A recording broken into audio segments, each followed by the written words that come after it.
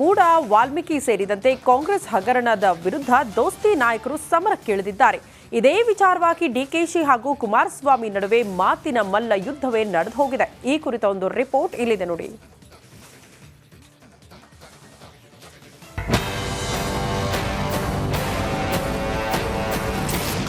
ಸಿದ್ದರಾಮಯ್ಯ ರಾಜೀನಾಮೆಗೆ ವಿಪಕ್ಷಗಳ ಪಟ್ಟು.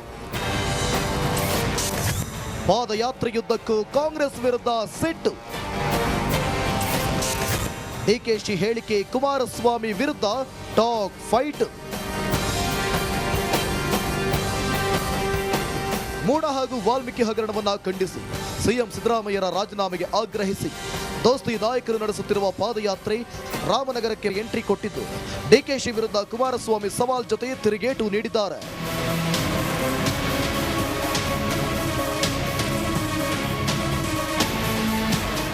ಭ್ರಷ್ಟಾಚಾರದ ಪಿತಾಮಹ ಎಂದು ಹೇಳಿದ್ದ ಬಿವೈ ವಿಜೇಂದ್ರ ವಿರುದ್ಧ ಡಿಕೆಶಿ ಗುಡುಗಿದ್ರು.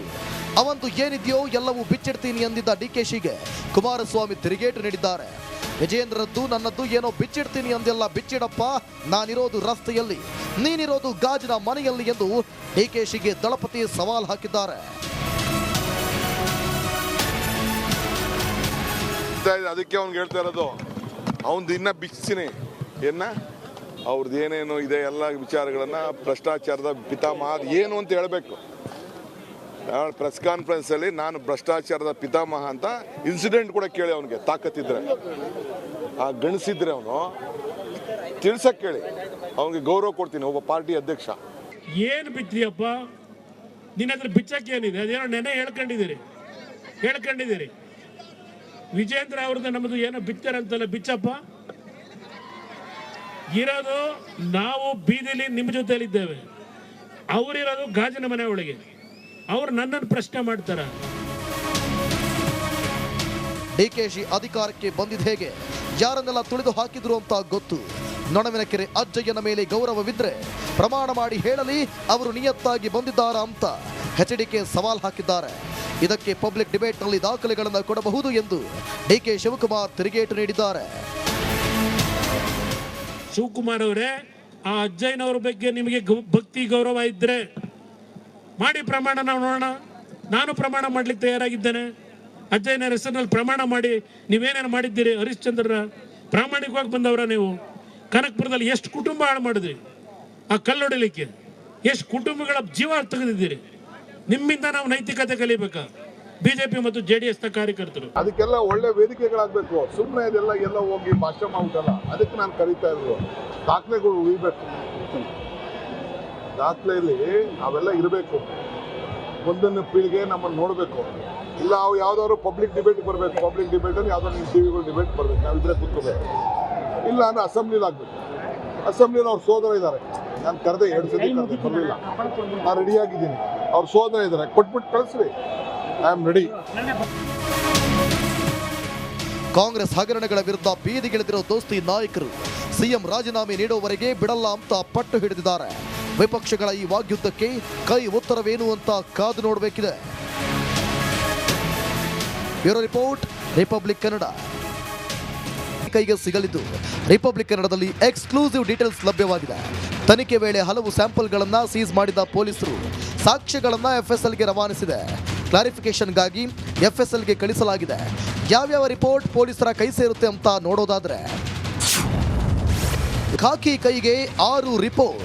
ಶೆಡ್ನಲ್ಲಿರೋ ಸೆಕ್ಯೂರಿಟಿ ರೂಮ್ನಲ್ಲಿ ಸಿಕ್ಕ CCTV ದೃಶ್ಯಗಳ ರಿಟ್ರೀವ್ಗೆ FSLಗೆ ಕಳಿಸಿದ್ದ ಪೊಲೀಸರು ಆ ರಿಪೋರ್ಟ್ ಈ ವಾರ ಖಾಕಿ ಕೈ ಸೇರುವ ಸಾಧ್ಯತೆ ಇದೆ. ಆರೋಪಿಗಳ ಬೆರಳಚ್ಚು, ರಕ್ತದ ಮಾದರಿ, ಮಣ್ಣಿನ ಸ್ಯಾಂಪಲ್ ಕೂಡ ಕಳಿಸಲಾಗಿತ್ತು.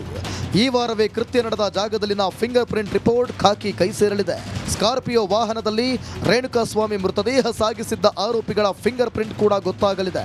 ಪವಿತ್ರ ಗೌಡ ದರ್ಶನ್ ಮನೆ ಬಳಿಯ CCTV ರಿಪೋರ್ಟ್ ಕೂಡ ಬರಲಿದೆ. ಸ್ಟೋನಿ ಬ್ರೂಕ್ ಹೋಟೆಲ್ CCTV ದೃಶ್ಯದ ವರದಿ ಹಾಗೂ ಆರೋಪಿಗಳ ಮೊಬೈಲ್ ಡೇಟಾ ರಿಟ್ರೀವ್ ವರದಿ ಕೂಡ ಕೈ ಸೇರಲಿದೆ. ಈ 6 ಮಾದರಿ ರಿಪೋರ್ಟ್ ರೇಣುಕಾಸ್ವಾಮಿ ಕೊಲೆ ಪ್ರಕರಣದಲ್ಲಿ ಬಹುಮುಖ್ಯ ಪಾತ್ರವಾಗಿದೆ. ಎಲ್ಲವೂ ಟೆಕ್ನಿಕಲ್ ಮತ್ತು ಡಿಜಿಟಲ್ ಎವಿಡೆನ್ಸ್ ಆಗಿದ್ದು, BNS ಸೆಕ್ಷನ್ಗಳಡಿ ಡಿಜಿಟಲ್ ಮತ್ತು ಟೆಕ್ನಿಕಲ್ ಎವಿಡೆನ್ಸ್ಗೆ ಹೆಚ್ಚು ಒತ್ತು ಹಿಡಿದಿದೆ. ಪೊಲೀಸರ ಕೈಗೆ ರಿಪೋರ್ಟ್ ಸಿಕ್ಕ ಬಳಿಕ ದರ್ಶನ್ ಗ್ಯಾಂಗ್ಗೆ ಮತ್ತಷ್ಟು ಕಂಟಕ ಎದುರಾಗುವ ಎಲ್ಲ ಸಾಧ್ಯತೆಗಳಿವೆ. Bureau report, Republic Kannada.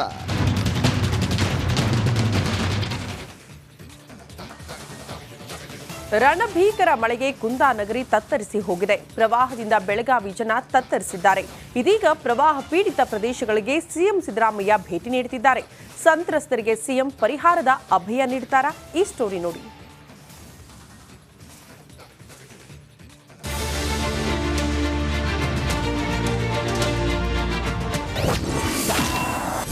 ಮಹಾಮಳೆಗೆ ಕುಂದಾನಗರಿ ತತ್ತರ. ಪ್ರವಾಹ ಪೀಡಿತ ಸ್ಥಳಗಳಿಗೆ ಸಿಎಂ ಭೇಟಿ. ಪಶ್ಚಿಮ ಘಟ್ಟಗಳಲ್ಲಿ ಸುರಿಯುತ್ತಿರುವ ಧಾರಾಕಾರ ಮಳೆಗೆ ಕುಂದಾನಗರಿ ಅಕ್ಷರಶಃ ಕಂಗಾಲಾಗಿದೆ. ಬೆಳಗಾವಿ ಜಿಲ್ಲೆಯ ಹಲವು ಭಾಗಗಳು ಪ್ರವಾಹದಿಂದ ತತ್ತರಿಸಿವೆ. ಹೀಗಾಗಿ ಪ್ರವಾಹ ಪೀಡಿತ ಬೆಳಗಾವಿ ಜಿಲ್ಲೆಗಿಂದು ಸಿಎಂ ಸಿದ್ದರಾಮಯ್ಯ ಭೇಟಿ ನೀಡಲಿದ್ದಾರೆ.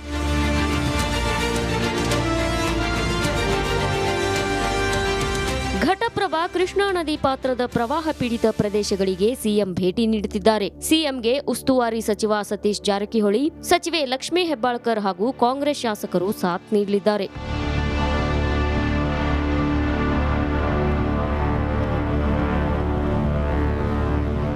ಗೋಕಾಕ್ಗೆ ಆಗಮಿಸಲಿರುವ ಮುಖ್ಯಮಂತ್ರಿ ಪ್ರವಾಹ ಪೀಡಿತ ಪ್ರದೇಶಗಳನ್ನು ವೀಕ್ಷಿಸಿ ಬಳಿಕ ಕಾಳಜಿ ಕೇಂದ್ರಗಳಿಗೆ ಭೇಟಿ ನೀಡಲಿದ್ದಾರೆ. ಬಳಿಕ ಕಾಗವಾಡ ತಾಲೂಕಿನ ಜೂಗುಳ ಗ್ರಾಮಕ್ಕೆ ಭೇಟಿ ನೀಡಿ ಮಾಂಜರಿ ಬ್ರಿಡ್ಜ್ ವೀಕ್ಷಿಸಲಿದ್ದಾರೆ. ಪರಿಹಾರದ ಅಭಯ ನೀಡುತ್ತಾರಾ ಸಿಎಂ?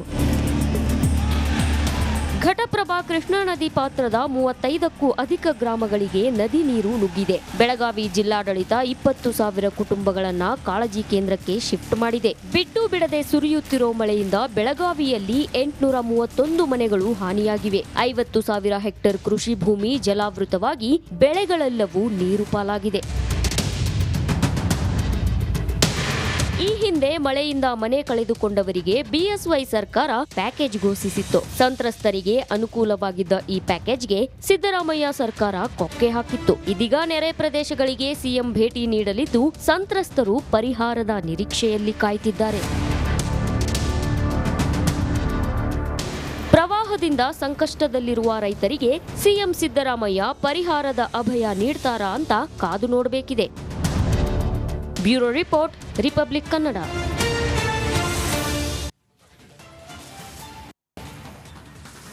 ಕೊಡಗಿನಲ್ಲಿ 2018ರಲ್ಲಿ ಸಂಭವಿಸಿದ ಭೂಕುಸಿತದ ಮಾದರಿಯಲ್ಲಿ ಈ ಬಾರಿಯೂ ಭೂಕುಸಿತದ ಆತಂಕ ಎದುರಾಗ್ಬಿಟ್ಟಿದೆ. ಹಳೆಯ ಬಿರುಕು ಮೂಡಿದ್ದ ಜಾಗದಲ್ಲಿ ಹೊಸ ಬಿರುಕು ಮೂಡಿದ್ದು ಸ್ಥಳೀಯರ ಆತಂಕಕ್ಕೂ ಕಾರಣವಾಗಿದೆ. ಸದ್ಯ ಅಲ್ಲಿನ ಪರಿಸ್ಥಿತಿಯ ಬಗ್ಗೆ ಒಂದು ವರದಿ ಇಲ್ಲಿದೆ ನೋಡಿ.